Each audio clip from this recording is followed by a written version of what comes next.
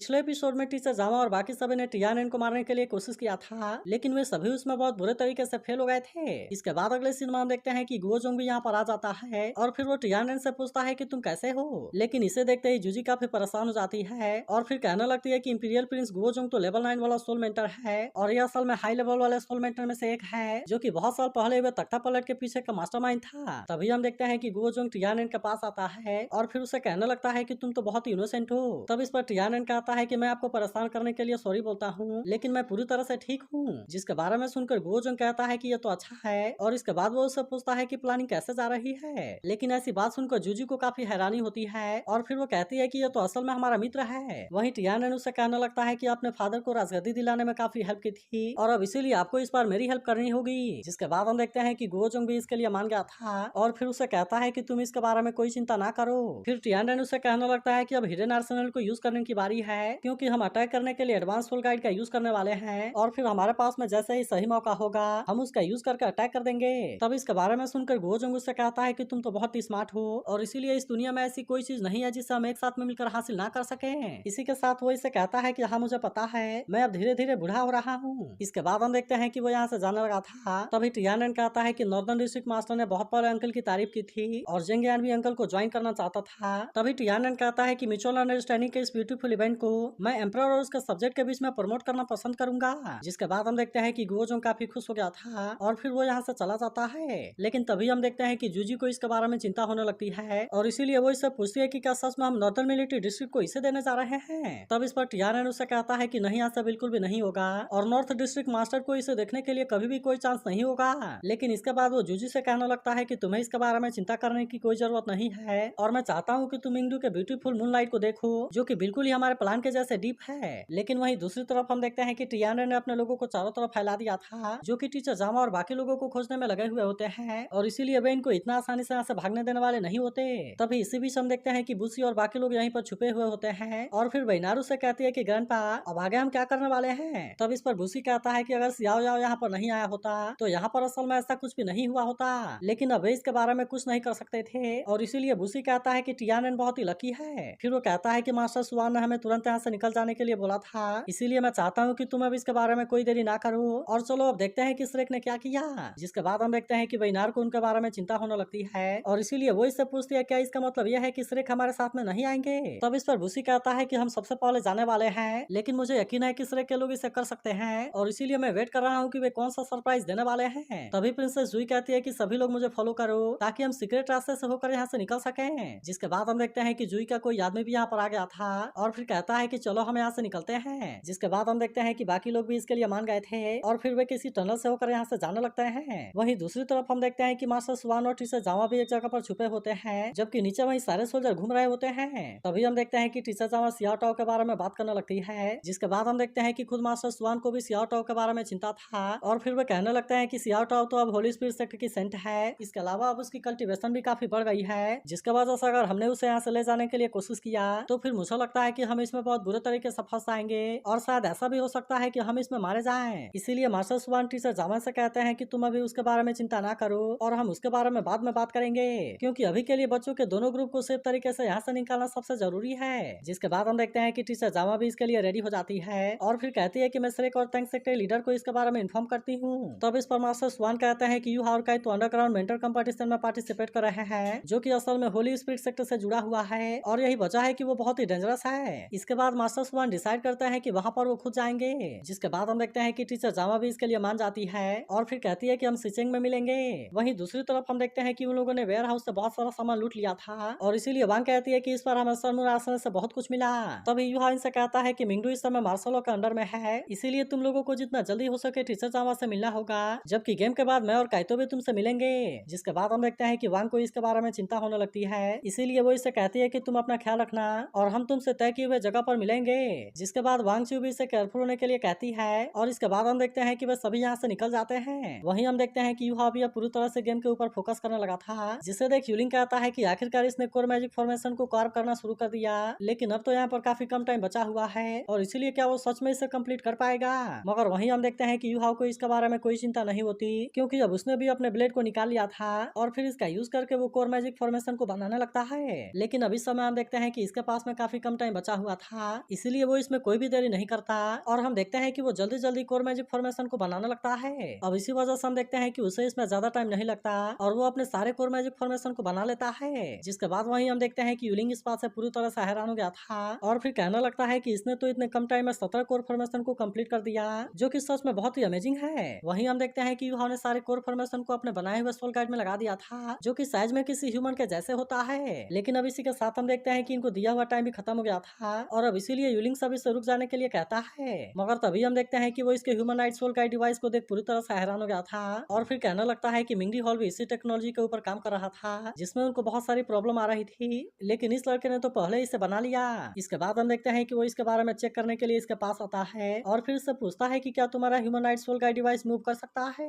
क्योंकि जहाँ तक मुझे पता है सोल पावर वाली प्रॉब्लम इतना आसानी से सॉल्व नहीं हो सकती। इसके अलावा इसे गाइड करने के लिए बहुत ज्यादा मेंटल पावर की भी जरूरत होती है। मगर तभी हम देखते हैं कि इसके कुछ आगे बोलने से पहले यूहा अपने पावर का यूज करना शुरू कर देता है, जिसके बाद हम देखते हैं कि वो अपने व्हील चेयर से अलग हो गया था और फिर वो अपने इस सोल गाइड डिवाइस के साथ में कनेक्ट हो जाता है। जिसके बाद हम देखते हैं कि सभी इस बात से पूरी तरह से हैरान हो गए थे और कहने लगते हैं कि ये तो सच में जीनियस है। जिसके बाद वहीं हम देखते हैं कि यूलिंग भी इस बात से पूरी तरह हैरान हो गया था, क्योंकि उसने भी नहीं सोचा था कि इसे इतना आसानी से यूज किया जा सकता है। वहीं दूसरी तरफ हम देखते हैं कि सिसु अलायंस की डेप्यूटी लीडर भी इस बात से पूरी तरह से हैरान हो गई थी और फिर वो अपने आदमी से पूछती है कि क्या तुमने तेंगु यानी कि यूहा को ओरिजिन के बारे में पता लगाया। तब इस पर इसका आदमी कहता है कि इसी के जैसे तेंगसी यानी कि काइतो भी पता नहीं कहाँ से आया है, जिसके बारे में हमें कुछ भी पता नहीं चला। लेकिन इसके बाद वो इसे कहता है कि आपको इसके लिए ज्यादा परेशान नहीं होना चाहिए, क्योंकि मुझे लगता है कि उसका बैकग्राउंड हमारे लिए उतना जरूरी नहीं है और हमें तो केवल इनका यूज करना है। लेकिन इसके बाद भी हम देखते हैं कि डेप्यूटी लीडर इतना आसानी से शांत होने वाली नहीं होती, जिस पर उसका आदमी कहता है कि आप इसके बारे में परेशान ना होइए। तब इस पर डेप्यूटी लीडर कहने लगती है कि वह कोई सोल मास्टर नहीं बल्कि एक सोल मेंटर है, जिसका मतलब है कि सारी क्रिएटिविटी ब्रेन से आती है। और फिर क्या इसका मतलब यह नहीं है कि उसका ब्रेन वॉश करना पूरी तरह से बेकार है। तभी यूलिंग अनाउंस करता है कि आउडू कॉमर्स चैम्बर का प्लेयर बाइली इसमें फेल हो गया, जिसके बारे में सुनकर बाइली और उसका मास्टर इस बात से काफी परेशान हो जाते हैं। लेकिन इसके बाद हम देखते हैं कि अब बचे हुए प्लेयर के बीच में एलिमिनेशन राउंड होने वाला था और इसीलिए वो इनसे कहता है कि तुम इसके लिए रेडी हो जाओ। तभी यूहा कहने लगता है कि क्या मैंने टियानन को जो गिफ्ट दिया उसे उसके बारे में पता चल गया। जिसके बाद वहीं हम देखते हैं कि वेयर हाउस के पास में सोल्जर आए हुए थे, जिनको पता चलता है कि ली को तो किसी ने मार दिया और इसी के साथ साथ यहाँ के सारे मटेरियल्स और सोल गाइड भी गायब है। जिसके बाद हम देखते हैं कि गोजोंग इस बात से काफी परेशान हो जाता है और फिर कहने लगता है कि एम्पायर का इतना बड़ा प्लान सबसे क्रिटिकल मोमेंट में है, जबकि मैंने तो इसके चेन को पूरी तरह से खो दिया और अब तो इसका मतलब है कि टियानन मुझे जिंदा नहीं छोड़ेगा। लेकिन फिर वो स्माइल करते हुए कहता है कि मेरे पास में अभी भी एक सीक्रेट रूम है और वहाँ पर भी बहुत सारे सोल गाइड एलिमेंटल बम का रिजर्व है। इसके बाद हम देखते हैं कि वे जल्दी से इसके बारे में चेक करने के लिए जाते हैं और गुओजोंग गुस्सा होते हुए कहता है कि मैं इसका यूज करके उन चोरों को मारने वाला हूँ। वहीं दूसरी तरफ हम देखते हैं कि काइतो का एक प्लेयर के साथ में मैच स्टार्ट हो गया था और दोनों ही बड़े शानदार तरीके से फाइट करने लगे थे। लेकिन वहीं हम देखते हैं कि वो प्लेयर इतना आसानी से हार मानने वाला नहीं होता और इसीलिए वो फिर से अपने सोल गाइड के पावर का यूज करके इसके ऊपर अटैक करता है। लेकिन हम देखते हैं कि काइतो ने इसके अटैक को बहुत ही आसानी से रोक लिया था, जिसका वजह से वो इसका कुछ नहीं कर पाता। मगर इसके बाद हम देखते हैं कि काइतो इसे कोई चांस नहीं देता और वो तुरंत अपने पावर का यूज करके इसके ऊपर अटैक कर देता है, जिसका वजह से वो प्लेयर इसे रोकने के लिए कुछ भी नहीं कर पाता।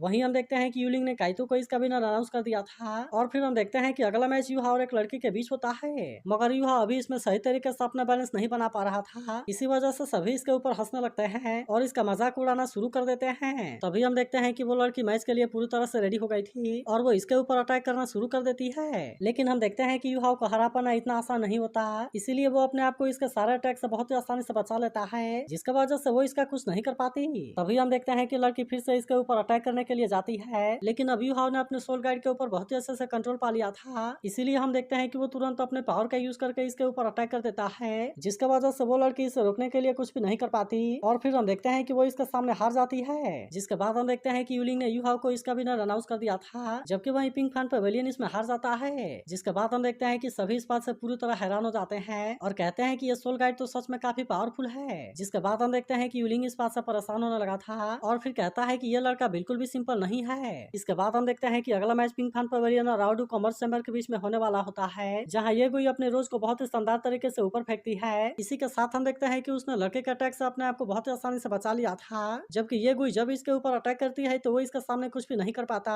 और फिर हम देखते हैं कि ये गुई इसे बहुत ही शानदार तरीके से हरा देती है। जिसके बाद हम देखते हैं कि आउडू कॉमर्स चैम्बर वाले इस बात से काफी परेशान हो जाते हैं, क्योंकि वे इसमें किसी भी मैच को नहीं जीत सके। इसके बाद हम देखते हैं कि हुआंग का मैच एक लड़की के साथ में होता है, जहाँ वो अपने पावर का यूज करके इसके ऊपर अटैक करती है, लेकिन हम देखते हैं कि हुआंग ने अपने आप को बहुत ही आसानी से बचा लिया था और फिर वो अचानक से इसके ऊपर अटैक करके इसके एक हाथ को काट देता है, जिसका वजह से हम देखते हैं कि वो लड़की इसके सामने कुछ भी नहीं कर पाती और आखिरकार हुआंग उसे जानबूझकर मार देता है। अब इस तरह से हम देखते हैं कि इनका क्वार्टर फाइनल मैच खत्म हो गया था, जबकि अब केवल 4 प्लेयर अगले स्टेप में पहुंचते हैं। फिर हम देखते हैं कि इनके बीच में सेमीफाइनल होने वाला था, जिसके लिए ड्रॉ करके मैच को डिसाइड किया जाएगा। तब इसे देख शिसुई अलायंस का लीडर इस बात से काफी खुश हो जाता है और फिर कहता है कि अब हमारे प्लेयर को फाइनल में जाने से कोई भी नहीं रोक पाएगा। इसके बाद हम देखते हैं कि इनका पहला मैच डिसाइड होता है, जो कि काइतो और युहाओ के बीच में होने वाला था, जबकि वहीं दूसरा मैच येगुई और हुआंग के बीच में। लेकिन तभी हम देखते हैं कि काइतो युहाओ के साथ में फाइट नहीं करता और फिर वो रेफरी से कहता है कि मैं इसके लिए हार मानता हूँ। जिसके बाद हम देखते हैं कि शिसुई अलायंस का लीडर इस बात से काफी खुश हो जाता है और फिर कहता है कि ये तो बहुत ही अच्छा चॉइस है, क्योंकि ऐसा करके उसने तेंगू के सोल पावर को बचा लिया। अब इसीलिए हम देखते हैं कि युहाओ सीधे फाइनल में पहुंच जाता है, जबकि वहीं हम देखते हैं कि अगला मैच येगुई और हुआंग के बीच में होने वाला था और हुआंग येगुई से कहने लगता है कि मैं अपने क्लो आर्म का यूज करके तुम्हारे टुकड़े कर दूंगा। लेकिन हम देखते हैं कि येगुई को इसके बारे में कोई चिंता नहीं होती और वो लगातार इसके ऊपर अटैक करना शुरू कर देती है। मगर वहीं हम देखते हैं कि हुआंग भी कोई कम नहीं होता, इसीलिए उसने येगुई के अटैक को बहुत ही आसानी से रोक लिया था और इसी के साथ वो अपने पावर का भी यूज करके इसके ऊपर अटैक कर देता है, जिसे देख सभी इस बात से पूरी तरह से हैरान हो जाते हैं। लेकिन तभी हम देखते हैं कि येगुई ने अपने किसी पावर का यूज करके अपने आप को बहुत ही आसानी से बचा लिया था, जिसे देख शिसुई अलायंस की डेप्यूटी लीडर भी इस बात से काफी हैरान हो जाती है। तभी शिसुई अलायंस के लीडर कहने लगता है कि ये तो होली एंजल स्पिरिट है, जो कि आज से 10,000 साल पहले अपीयर हुआ था। इसके बाद हम देखते हैं कि वो इसके ऊपर काफी गुस्सा हो गया था और फिर कहता है कि यही तो हमारी कमजोरी है। वहीं उधर हम देखते हैं कि युहा भी इस बात से हैरान होता है और फिर कहता है कि इसका मार्शल सोल तो यू मेंगडिस से भी ज्यादा बड़ा है। मगर वहीं हम देखते हैं कि ये कोई हुआंग को अब कोई भी चांस देने वाली नहीं होती और वो अपने पावर का यूज करके इसके ऊपर अटैक करने के लिए रेडी हो जाती है। जिसके बाद हम देखते हैं कि हुआंग की हालत भी पूरी तरह से खराब हो गई थी, क्योंकि उसे भी पता था कि वो इसके पावर के सामने कुछ भी नहीं कर पाएगा। इसके बाद हम देखते हैं कि येगुई ने अपने 5th सोल स्किल को एक्टिवेट कर लिया था और फिर वो इसका यूज करके हुआंग के ऊपर अटैक कर देती है। लेकिन अब हम देखते हैं कि हुआंग इसके सामने कुछ भी नहीं कर पाता और आखिरकार वो इसमें मारा जाता है। जिसके बाद हम देखते हैं कि यूलिंग येगुई को इसका विनर अनाउंस कर देता है और अब इस तरह से येलिंग फाइनल में पहुंच गई थी। फिर वो कहने लगता है कि ये लड़की अभी इतनी छोटी है, लेकिन इसके बाद भी इसने एबिस सोल मास्टर के सामने अपने एंजल स्पिरिट को एक्सपोज कर दिया, जिसका वजह से ऐसा लगता है कि वो आज यहाँ पर मारी जाएगी। फिर वो कहने लगता है अफसोस की बात है कि मैंने पहले इसके बारे में पता लगा लिया, क्योंकि होली स्पिरिट सेक्टर के खिलाफ में फाइट करने के लिए ये बहुत ही अच्छी ट्रम्प कार्ड है। तभी हम देखते हैं कि शिसुई अलायंस का लीडर इसे मारने के लिए बात करने लगता है और वो डेप्यूटी लीडर से कहता है कि हमें इसे पहले मार देना चाहिए ताकि ये फ्यूचर में हमारा एनिमी ना बन सके। लेकिन इस पर डेप्यूटी लीडर कहती है कि हम इसके बारे में गेम के बाद बात करेंगे। तभी युहाओ कहने लगता है कि मेरे पास में एक प्लान है और इसीलिए मैं सन मून लीडर को जीत करके इसे सेफ रख सकता हूँ। इसके बाद हम देखते हैं कि युहाओ उसके साथ में फाइट करने के लिए चला गया था और कहता है कि मैं इसे मारकर ब्रदर हुआंग का बदला लूंगा। मगर वहीं हम देखते हैं कि येगुई को इसके बारे में कोई भी डर नहीं होता और इसीलिए आज तुम भी मेरे हाथों मारे जाओगे। लेकिन इसके बाद भी हम देखते हैं कि युहाओ को इसके बारे में कोई चिंता नहीं होती और फिर वो कहता है कि क्या इसके लिए तुम्हारे पास में एबिलिटी है। इसके बाद हम देखते हैं कि येगुई ने तुरंत अपने पावर को एक्टिवेट कर लिया था और फिर वो इसके ऊपर अटैक करने के लिए आ जाती है। लेकिन हम देखते हैं कि युहाओ ने अपने पावर का यूज करके इसे बहुत ही आसानी से रोक लिया था और इसीलिए वो इसका कुछ भी नहीं कर पाती। तभी वो इसे बताने लगता है कि यहाँ डब्ल्यू लेवल वाले 5 इविल सोल मास्टर हैं और इसीलिए हम केवल एक साथ में काम करके अपने आप को बचा सकते हैं। लेकिन हम देखते हैं कि येगुई को इस बात के ऊपर यकीन नहीं होता, क्योंकि उसे लगता है कि युहाओ इसे फंसाने के लिए कोशिश कर रहा है। अब इसीलिए हम देखते हैं कि वो अपने पावर का यूज करके लगातार इसके ऊपर अटैक करने लगती है, जिसका वजह से युहाओ भी अपने पावर का यूज करके इसके अटैक को रोकने लगा था। मगर इसके बाद भी हम देखते हैं कि ये कोई इतना आसानी से मारने वाली नहीं होती, इसीलिए वो अपने होली एंजल वाले पावर को एक्टिवेट कर लेती है ताकि वो इसका यूज करके युहाओ को मार सके। तब इसे देख युहाओ कहता है ऐसा लगता है कि तुम ऐसे नहीं मानोगी और सबसे पहले तुम्हें बचाने के लिए मुझे अपने पावर का यूज करना होगा। मगर फिर भी हम देखते हैं कि ये कोई इसके ऊपर ध्यान नहीं देती और वो अपने होली स्पिरिट स्लैश वाले पावर का यूज करके इसके ऊपर अटैक करने के लिए आती है। लेकिन तभी हम देखते हैं कि युहाओ ने भी अपने पावर का यूज करके इसके अटैक को रोक लिया था, जिसे देख ये कोई उससे कहती है कि तुम तो सच में एविल सोल मास्टर हो और फिर वो गुस्सा होते हुए कहती है कि मुझे धोखा देने की तुम्हारी हिम्मत कैसे हो गई। लेकिन इसके बाद हम देखते हैं कि युहाओ इसके बारे में कुछ भी नहीं बोलता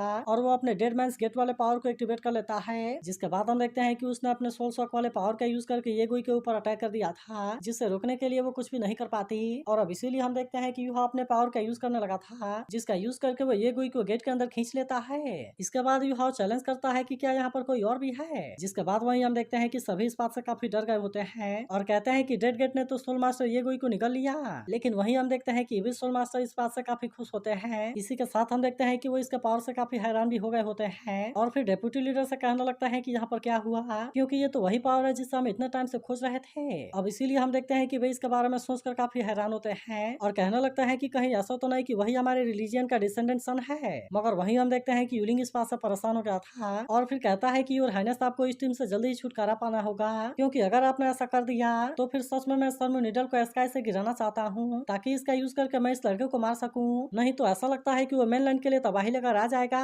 इसके बाद हम देखते हैं कि यूहाओ को विनर अनाउंस कर दिया गया था और सभी इस बात से काफी खुश होते हैं। तो अगर एक्सप्लेनेशन अच्छी लगी हो तो इस वीडियो को लाइक और इस पर एक कमेंट जरूर कर देना और अगर आप इसके अगले एपिसोड के लिए एक्साइटेड हो तो इसके बारे में जरूर बताना।